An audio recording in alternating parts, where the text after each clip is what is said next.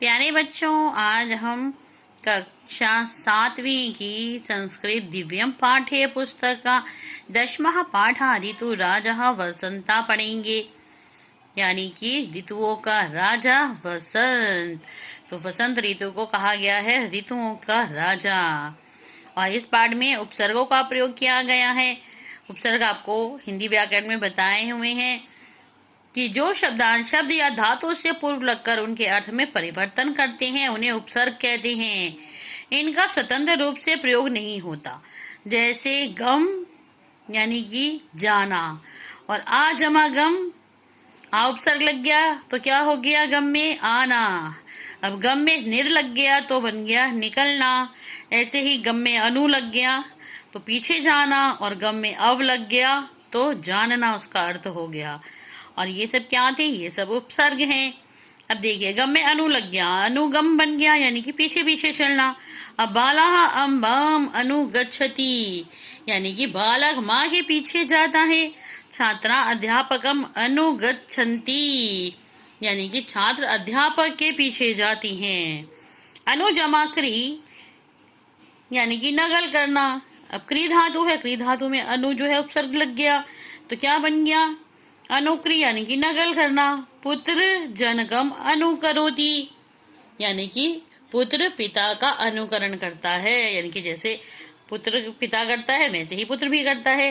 वानरः बालकम अनुकरोति, जो बंदर है वो बालक का अनुकरण करता है, यानी कि जैसे बालक करता है वैसा ही बंदर भी करता है। अनुजमा भू यानी कि हो गया अनुभू, अनुभव करना। पुत्रम दृष्टवा माता सुखम अनुभवती, तो पुत्र को देखकर माता सुख का अनुभव करती है।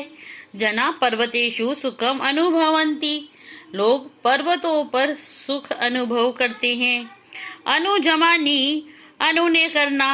भक्तः देवम अनुनयति, भक्त देवता को सिर नवाता है। और चोरः सैनिकम अनुनयति, चोर सिपाही के आगे झुकता है।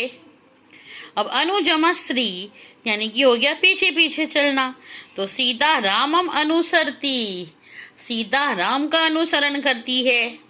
विद्वान ज्ञानम अनुसरती, विद्वान ज्ञानी का अनुसरण करता है, यानी कि जो ज्ञान मिलता है, विद्वान जो होता है किसका, ज्ञान का अनुसरण करता है। अब आ उपसर्ग को हम जानेंगे। आ जमा गम यानी कि गम में आ लग गया तो क्या बन गया, आना, आगम। तो छात्रा विद्यालयम आगच्छन्ति, छात्राएं विद्यालय से आती हैं। जनकः आपनात् गृहम आगच्छति, तो पिताजी बाजार से घर आते हैं। अब आपने यहाँ पर ध्यान दिया, आगच्छन्ति लिखा है वो बहुवचन का प्रयोग किया गया है क्योंकि बहुत सारी छात्राएं हैं। और नीचे आगच्छति लिखा है तो खाली पिताजी, क्योंकि वो एक है इसलिए वहां पर आगच्छति लिखा है एक वचन में। अब उत्तजमस्था यानी कि उठना, तो रमा अध्यापिकाम दृष्टवा उत्तिष्ठति यानी कि रमा अध्यापिका को देखकर खड़ी होती है। और लोलुपः धनम दृष्टवा उत्तिष्ठति, लोभी धन देखकर खड़ा होता है। यहाँ पर एक वचन है इसलिए उत्तिष्ठति उत्तिष्ठति लिखा है। आ जमा नी यानी कि लाना। माता पुत्राय जलम आन्यति, माता पुत्र के लिए जल लाती है। सूर्य प्रकाशम आन्यति, सूर्य प्रकाश लाता है। अब क्या था ये, आ जमा नी यानी कि लाना। अब उत जमा पत यानी कि उड़ना, तो वायुयानम आकाशे उत्पतति, वायुयान यानी कि हवाई जहाज आकाश में उड़ता है। आकाशे खगः उत्पतन्ति, पक्षी आकाश में उड़ते हैं। अब देखो यहाँ पे वायुयान एक है तो इसलिए उत्पत्ति लिखा है, एक वचन का प्रयोग किया गया है। पक्षी बहुत सारे हैं इसलिए उत्पत्ति लिखा है, बहुवचन का प्रयोग किया।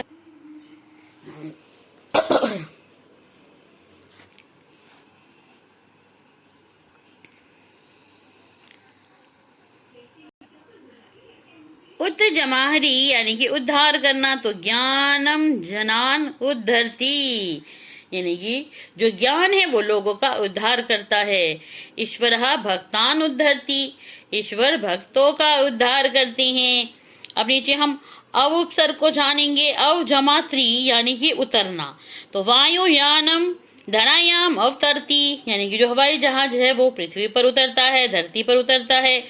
चंद्र किरणा आकाशात अवतरंती, चंद्रमा की किरणें आकाश से उतरती हैं।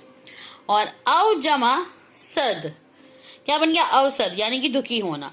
तो रुग्णः पीड्यः अवसीदति, यानी कि जो रोगी है वो पीड़ा से दुखी होता है। और अनुत्तीर्ण छात्रः अवसीदति, जो अनुत्तीर्ण छात्र होता है, जो असफल हो जाता है, वो छात्र दुखी होता है। अब देखिए प्र सर को जानेंगे हम। प्रजमनम तो बन गया प्रणम, यानी कि प्रणाम करना। तो छात्र गुरुम प्रणमतः। अब यहाँ पे हमने देखा छात्र, दो छात्र हैं और वो गुरु को, जो दो छात्र हैं वो गुरु को प्रणाम करते हैं। अहम जनकम प्रणमामि, और मैं पिताजी को प्रणाम करता हूँ। अपराजमा विश, यानी कि प्रवेश करना। अध्यापक कक्षाम प्रविशति, यानी कि अध्यापक कक्षा में प्रवेश करता है। मोष्का गृहम प्रविशति, चूहा घर में प्रवेश करता है। प्रजमरुः उगना, तो सूर्य प्रातः काले रोहती, यानी कि देखो प्र लिखा हुआ है और फिर रो भी लिखा है, तो क्या है ये? प्ररोहती। तो जो सूर्य है वो प्रातः काल में उगता है। वृक्ष अंकुराद प्ररोहती, यानी कि वृक्ष में अंकुर उगता है। अप्रजमा सद, यानी कि प्रसन्न होना। तो मधुरम वचनम श्रुत्वा जनः प्रसीदन्ति, मधुर वचन सुनकर लोग प्रसन्न होते हैं। अब अंति आया है तो यानी कि बहुवचन है सभी लोगों के लिए, कि अच्छे वचन सुनकर, मधुर वचन सुनकर सभी लोग प्रसन्न होते हैं। अहम मित्रे सह प्रसीदामि, मैं मित्रों के साथ प्रसन्न होता हूँ। तो ऊपर बहुवचन है और नीचे एक वचन है, क्योंकि अहम है। अहम मित्रे सह प्रसीदामि, यानी कि मैं मित्रों के साथ प्रसन्न होता हूँ।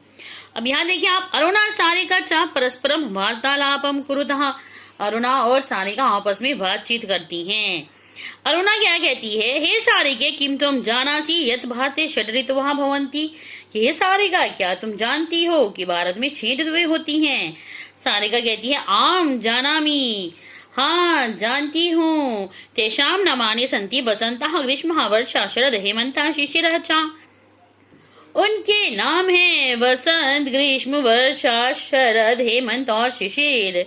अब अरुणा क्या कहती है? वसंता ऋतु कदा आगच्छति, वसंत ऋतु कब आती है? तो सारिका क्या कहती है? सारिका कहती है वसंत ऋतु तो फरवरी माह से आगच्छति, कि वसंत ऋतु तो फरवरी महीने में आती है। अब अरुणा कहती है वसंत ऋतु किम किम भवति, वसंत ऋतु में क्या क्या होता है? तो सारिका क्या बताती है? सारिका कहती है वसंत ऋतु सुगंधितः पवनः मंदम मंदम वहति, कि वसंत ऋतु में सुगंधित हवा धीरे धीरे बहती है, धीमे धीमे बहती है। वृक्षेषु नवीनानि पत्राणि प्रभवन्ति पुष्पाणि च विकसन्ति, वृक्षों में नए पत्ते आते हैं और फूल खिलते हैं। सर्वत्र सुगंधा प्रसरति, सभी जगह खुशबू फैल जाती है, सुगंध फैल जाती है। पिकः आम्र वृक्षेषु उपविशन्ति कूजन्ति च, कोयलें आम के वृक्षों में बैठती हैं और कूकती हैं। वने मृगः इतस्ततः विहरन्ति, वन में जो हिरण हैं वो इधर उधर घूमते हैं। आकाशे खगः उत्पतन्ति, और आकाश में पक्षी उड़ते हैं। जनः कोकिलानां मधुरम स्वरम श्रुत्वा प्रसीदन्ति, जो लोग होते हैं वो कोयलों की मधुर आवाज को सुनकर खुश होते हैं। शर्षपस्य पादपेषु नवीनानि पीतानि पुष्पाणि उद्भवन्ति, सरसों के पौधों में नए पीले फूल पैदा होते हैं या फिर उत्पन्न होते हैं। अब अरुणा क्या कहती है? वो कहती है हे सुरेखे अस्मिन् काले वातावरणम कीदृशं भवति, कि हे सुरेखा इस समय कैसा वातावरण होता है? सुरेखा कहती है हे अरुणे, कि हे अरुणा वसंते नाति उष्णम ना अति शीतम चा भवति, कि वसंत में ना अधिक गर्मी होती है और ना ही अधिक ठंड होती है। सूर्य तपो अभी सुखदः भवति, जो सूर्य की गर्मी है वो भी अच्छी लगती है। जनाः अस्याम ऋतौ सुखम अनुभवन्ति, और लोग भी इस ऋतु में सुख का अनुभव करते हैं। होलिकोत्सवः अभी वसंतौ आगच्छति, होली का त्योहार भी वसंत ऋतु में आता है।